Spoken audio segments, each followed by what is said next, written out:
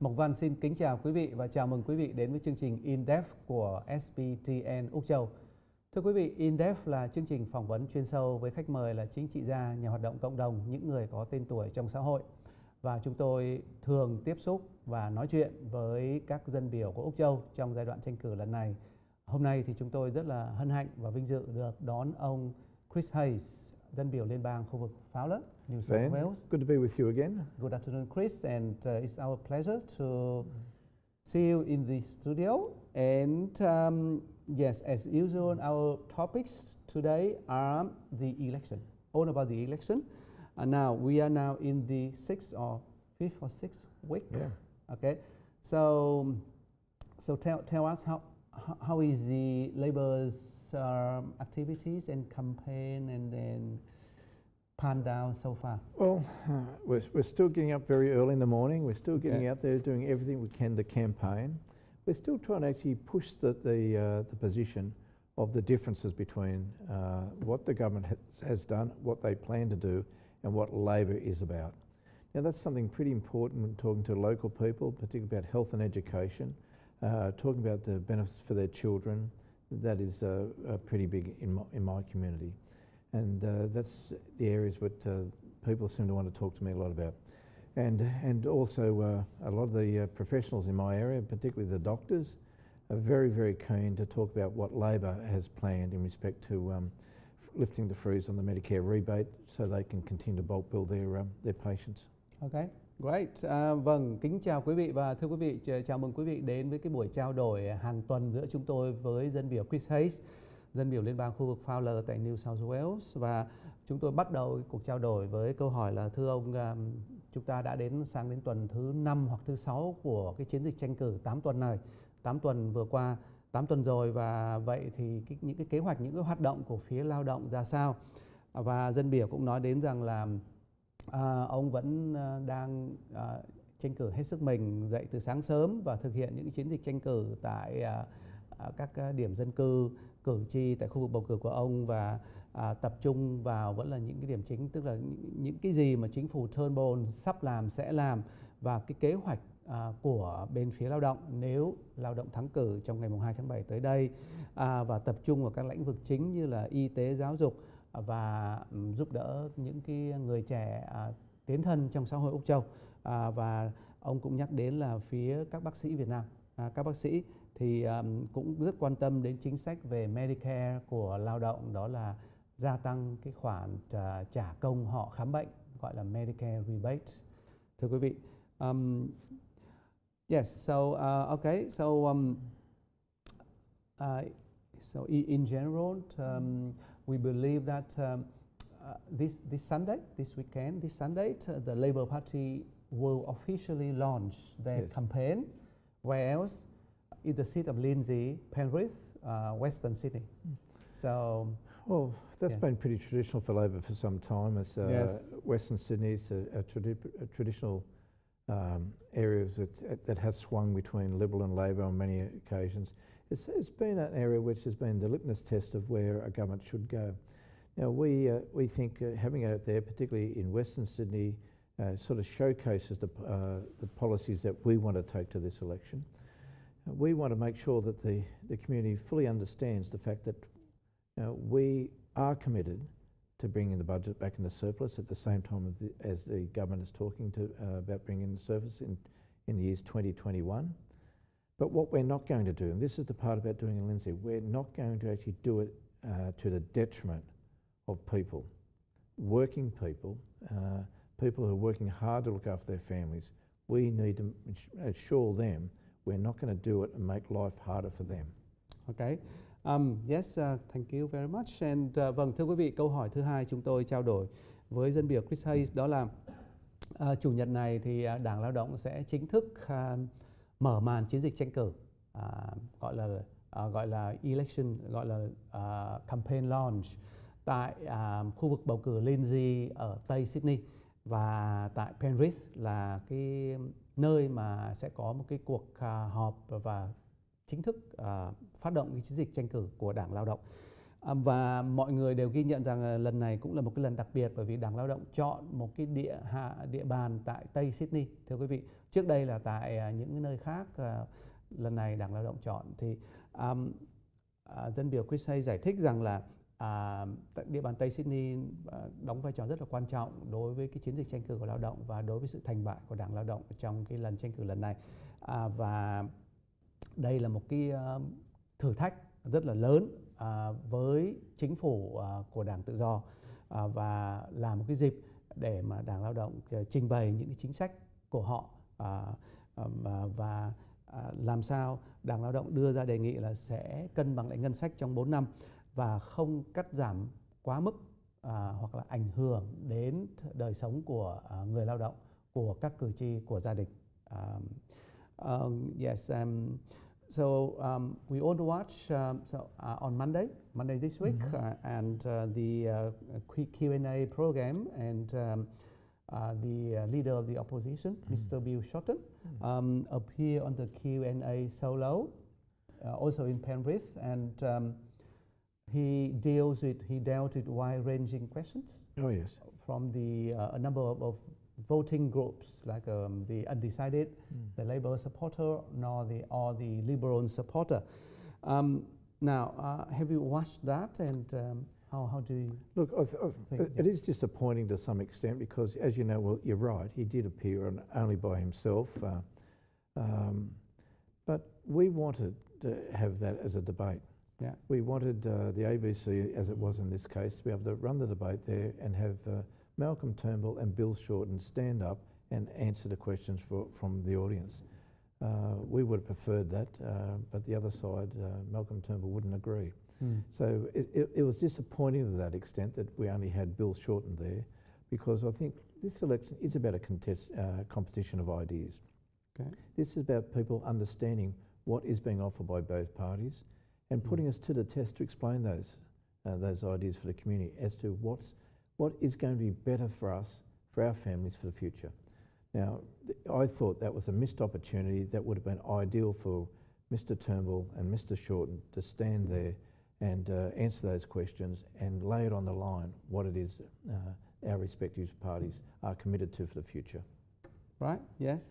Vâng, thưa quý vị, một câu hỏi kế tiếp là chúng ta đều biết là trong thứ Hai vừa rồi thì trên cái chương trình Q&A của đài ABC thì xuất hiện lãnh tụ đối lập là ông Bill Shorten và trả lời câu hỏi của cử tri tại Penrith, tức là khu vực bầu cử Lindsay là một cái khu vực mà rất là mong manh, có cái đa số rất là nhỏ và mong manh. Thì chúng tôi mới hỏi cảm tưởng của dân biểu Chris Hayes đối với cái lần gặp gỡ cử tri vừa rồi của ông Bill Shorten. Thì dân biểu nói rằng là cũng là khá thất vọng khi mà lẽ ra đó là một cơ hội để mà chính trị gia hai phía gồm ông Shorten và ông Turnbull đứng ra tranh luận, debate về các cái chủ đề chính trong cuộc bầu cử. Nhưng mà phía Đảng Tự do là ông Turnbull đã không xuất hiện, không nhận lời và không tham gia. Và mọi người đều biết rằng là mỗi một lần tranh cử, mỗi một lần bầu cử là cái sự cọ sát của những cái ý tưởng, những chính sách của hai đảng, và phải qua những cái cuộc xuất hiện trước mặt cử tri như vậy thì người dân mới có dịp đánh giá là đảng nào có chính sách hay, chính sách tốt, phù hợp với lợi ích của họ. Thì dân biểu Chris Hayes nói đến là Đảng Lao động quan tâm đến cộng đồng, quan tâm đến gia đình và tương lai của Úc Châu, và qua những cái phát biểu, qua cách nói chuyện, cuộc nói chuyện vừa rồi của ông Bill Shorten tại chương trình Q&A, thưa quý vị. Yes, and we watching, and then back to the election campaign trail, and then we believe that today the leader of the opposition is in Tasmania, and he has announced the youth employment program. Yes. Okay, so do you know something about that, and would you be able to? Well, youth unemployment is a concern, certainly very concerning my electorate. We have above average youth unemployment rates. What Labor is proposing under this program is that for youth unemployment, people between 16 and 25, where they'll be able to be retained at minimum rates of pay, so consistent award rates of pay, to work in various jobs or in various industries. We think that's going to be the best way. They'll be engaged over a period of time, be able to work for 3 months, be able to work, learn skills, develop those skills, and be in a position where they can showcase their abilities to future employers. We want to change this, break the cycle, quite frankly, of unemployment. If we don't do anything about this, it will just mean that a lot of people will become permanently unemployed. It's not about that they just don't have the skills. People will be less likely to develop skills.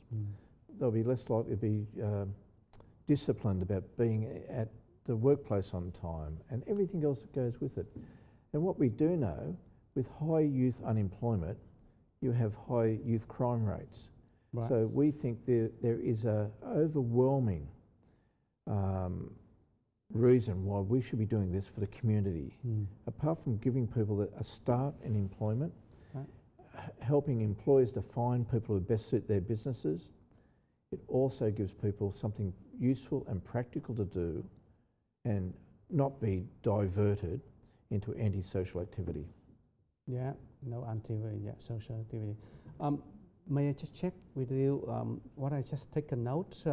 So youth groups between 18 and 25. Yeah. Then Labour would guarantee the minimum rate of pay. That's right. And then they've been taken into like a facilities, a factory, a shops to work, to train to work. Okay, so that's the main thrust of the. Yeah. We will bring a number of employers on board who will be sponsoring people to be able to open up, and hopefully for them it might be a source of future recruiting. Sure. Okay. So that's the main point. Vâng, thưa quý vị, chúng ta được biết là ngày hôm nay thì thủ lãnh đối lập Bill Shorten tại Tasmania sẽ loan báo hoặc là đã loan báo một chính sách nhân dụng của Đảng Lao động, thưa quý vị, và nhắm đến giảm thiểu cái số người thanh thiếu niên đang thất nghiệp. Vâng, thì câu hỏi này chúng tôi cũng trao đổi với dân biểu Chris Hayes, thì ông cũng nói rằng là cái chương trình này nhắm tới thanh thiếu niên từ 18 đến 25 tuổi và làm sao tìm được những cái nơi nhận họ vào việc làm và bảo đảm họ được trả cái mức lương tối thiểu, thưa quý vị. Và đây là điều khác biệt. Và trong 3 tháng, trong 6 tháng thì họ học những kỹ năng, họ học và họ làm việc và học kỹ năng và họ có cái khả năng, và kể từ đó họ có tức là họ trở thành người có thể tuyển dụng được, có thể thuê mướn được.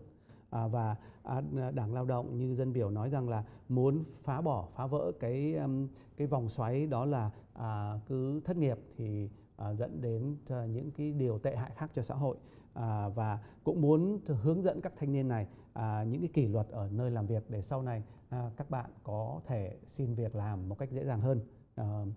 Và chúng ta đều biết rằng là thất nghiệp thì sẽ gây ra tại một số khu vực đó, nếu mà tỷ lệ thất nghiệp của thanh thiếu niên cao, thường gây ra những cái tình trạng tội ác, thưa quý vị, và như thế là điều mà chính sách nhân dụng của Đảng Lao động muốn cải thiện điều này. Yeah, okay, it's excellent. Right. May we ask you about now in your electric, the Fowler division?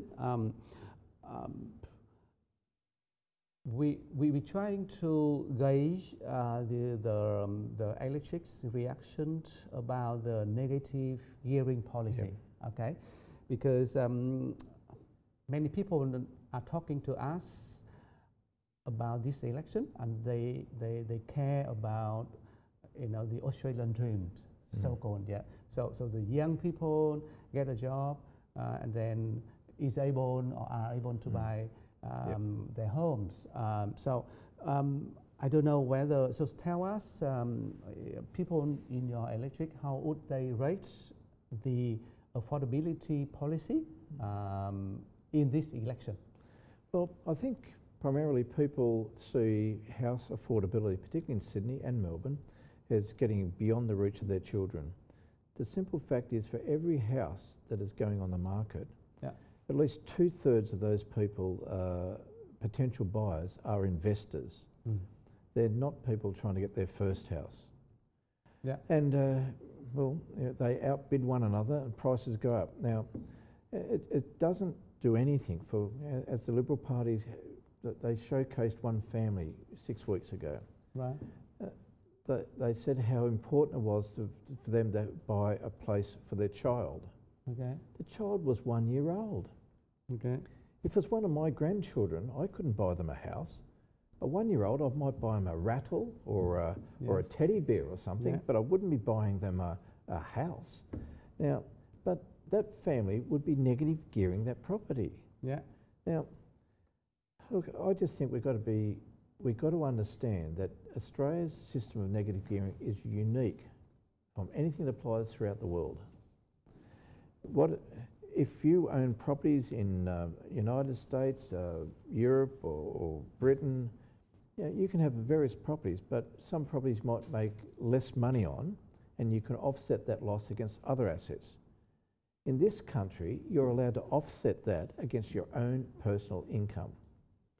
Some wealthy people might have 6 or 7 houses, and they might not pay any tax off their own income because they'll make a series of loss and they take it off their taxable income. The Joe Hockey said in his last speech in Parliament, we had to do something about this. So obviously he and Tony Abbott had planned to do something about this. The Reserve Bank of Australia said only in April this year that this is something that must be addressed because what we have in this country is unique, and it's now acting against the national interest and preventing young people getting their first homes. So look, we make no apology moving down that direction. We will save money out of negative gearing, and that money will be directed into health and education. We think not only will it help people get into their first home, but it is also important to supporting health and education. Yeah. Right. Yes. Okay. Excellent. It's a very comprehensive statement on negative gearing. Thưa quý vị, chúng tôi tiếp tục trao đổi với dân biểu Chris Hayes về chủ đề, tức là khả năng mua nhà của người trẻ, người mới đi làm tại Úc Châu này, bởi vì chúng ta đều biết rằng là giá bất động sản tại Úc quá cao và quá đắt và đã vượt khỏi tầm với của rất nhiều người. Vậy làm cách nào bây giờ? Và trong giai đoạn tranh cử này thì chúng ta đều biết là Đảng Tự Do đưa ra một số chính sách hoặc không chính sách, trong khi Đảng Lao động đưa ra một số đề nghị phải nói là mạnh mẽ và nhằm giải quyết cái tình trạng khan hiếm nhà đất hoặc là giá nhà quá cao vượt khỏi tầm với của những người trẻ tại Úc Châu. Thưa quý vị, thì như quý vị cũng đã thấy là dân biểu Chris Hayes cũng trình bày một câu chuyện rất là dài tại sao nhà cửa của Úc Châu khan hiếm và đắt đỏ. Thì ông nói đến là mỗi một cái phiên bán nhà, một cái phiên auction nhà ở Sydney và Melbourne thì tới 2/3 là nhà đầu tư, là investor đến để mua nhà, và như vậy là làm sao người trẻ có cơ hội. Và ông cũng nói đến là cái trường hợp về cái thị trường nhà đất ở Úc Châu và cái chính sách negative gearing, tức là cấn lỗ qua hoạt động kinh doanh nhà đất, cấn lỗ vào thu nhập cá nhân, tiền thuế phải đóng cá nhân, là có 102 trên thế giới, nó khác hẳn với Âu Châu, khác hẳn với Mỹ Châu. Và ông cũng nói đến là ngay kể cả chính trị gia của Liên đảng là ông Joe Hockey trong cái bài phát biểu từ biệt Quốc hội năm ngoái thì cũng nói đến rằng là Úc Châu phải có cải tổ về cái chính sách negative gearing. Rồi ông dân biểu cũng nói đến là Ngân hàng Dự trữ Liên bang Úc Châu là RBA, là Reserve Bank of Australia, cũng nhắc đến là phải đưa ra chính sách để mà giải quyết cái tình trạng khan hiếm nhà cửa và giá nhà đắt đỏ như vậy. Thì kết luận dân biểu nói rằng là Đảng Lao động đưa ra chính sách mạnh về negative gearing, mục đích để mà chuyển cái khoản tiền người thọ thuế vẫn thường trợ cấp và đóng góp cho giới đầu tư, chuyển khoản tiền đó cho các lĩnh vực khác có lợi hơn, thí dụ như y tế và giáo dục, cho toàn dân được hưởng. So tell us your campaign for the next few weeks and your plan and your aspiration, please. Well, I think the plan is still get up very, very early and go to bed very late, and not miss an opportunity to win a vote. Yeah. I need to make sure that the community understands what is on offer come this federal election. What is the difference between the parties? And to help the community, they must make this decision. So I'm not going to rest until the evening of the 2nd of July. We'll be out there, we'll be doing everything possible because we are a party that wants to make a difference. We will always put people first. We will do everything to protect our economy, but we will not do things to act against the interest of people. And we want to make sure that that point is well and understood as we move forward to the federal election. Okay, very good. Thank you very much. Vâng, thưa quý vị, câu hỏi cuối cùng chúng tôi hỏi dân biểu Chris Hayes đó là dự định, kế hoạch và công việc của ông trong các tuần tới ra sao, bởi vì chúng ta vẫn còn 2 đến 3 tuần nữa cho đến ngày mùng 2 tháng 7 là ngày bầu cử chính thức tại Úc. Thì dân biểu cũng nói đến rằng vâng, ông sẽ vẫn làm việc một cách hăng say, một cách nghiêm túc trong các tuần tới. Ví dụ như dậy rất sớm, ví dụ như là thức rất là trễ và dành toàn bộ hoạt động trong ngày cho cái chiến dịch tranh cử lần này. Và ông không muốn lỡ một cơ hội nào để mà truyền bá cái thông điệp của Đảng Lao động cho cử tri Úc Châu. Và ông nhấn mạnh đến sự khác biệt giữa hai đảng, đó là Đảng Tự do và Đảng Lao động. Và ông không nghỉ cho tới ngày mùng 2 tháng 7, cho tới ngày bỏ phiếu. Và chính sách của Đảng Lao động, dân biểu nhấn mạnh đó là quan tâm đến con người, giúp đỡ gia đình và bảo vệ nền kinh tế, và không bao giờ có chính sách đi ngược lại quyền lợi của cử tri như chúng ta đã thấy với một số chính đảng khác. Thank you very much for your time today, Chris Hayes, and it's a wonderful occasion for us to know about your programs and your fight for the people of Fowler. Always could be good with you, and thank you for all the support I get from the audience from SBTN. I get a lot of emails, I get a lot of interaction on my Facebook, and people follow your program, and please keep using my Facebook. Oh, excellent. Vâng, thưa quý vị, vâng, chúng tôi cũng đến đây thì cũng xin tạm chấm dứt cái buổi trao đổi giữa Mộc Văn và dân biểu Chris Hayes, và cũng cảm ơn ông đã dành thời gian đến để mà giải thích và nói chuyện về các chính sách và cái hoạt động tranh cử của Đảng Lao động. Và chúng tôi xin chúc ông rất là may mắn và thành công trong cái lần bầu cử lần này. Tiện đây thì ông Chris Hayes cũng nói đến rằng là cũng rất nhiều, ông cũng cảm ơn công việc của chúng tôi là qua những cái buổi như thế này rất nhiều độc giả, thính giả biết đến ông và cũng đã đưa những cái comment trên trang Facebook của ông. Và nếu như quý vị muốn biết thêm về hoạt động của dân biểu Chris Hayes, hãy vào trang Facebook của dân biểu. Và đến đây thì Mộc Văn và Chris Hayes, thank you very much. And xin cảm ơn quý vị đã theo dõi và xin kính chào.